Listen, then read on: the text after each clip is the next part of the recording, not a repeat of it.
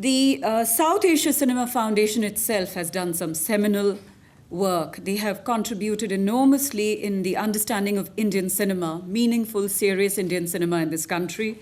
They have been devoted to the art of filmmaking, the study of the art of filmmaking, and they had been looking for a project which would highlight the Indo-British connection in cinema. When the SACF brought this project to me,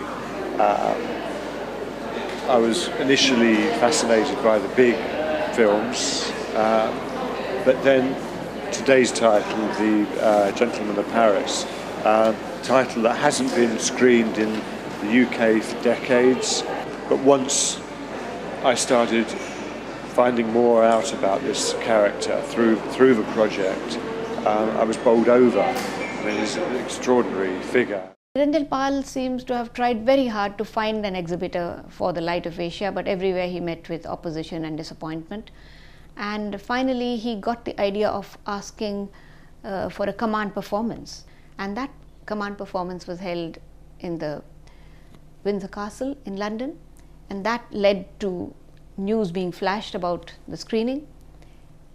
And the Light of Asia therefore began to be seen.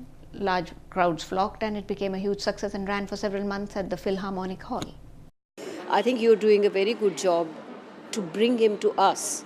I have to say, I didn't know about him, but I did see his throw of dice. People like you, if you have taken on this project and you are doing something about it, and that's how it'll reach other people. And I hope, they can appreciate and they can value people like Niranjan Pal. Here he found himself, he found his identity when he first staged Light of Asia. Light of Asia was not only a good play, it was also where he met his core team, Himanshu Rai and Devika Rani. And Light of Asia was finally transported and transcended into a great timeless film, Light of Asia, which is in a way first Indo-British collaboration in cinema. It had Wursing as a cameraman, Franz Austin as a director, and Niranjan Pal himself was a co-director of this film.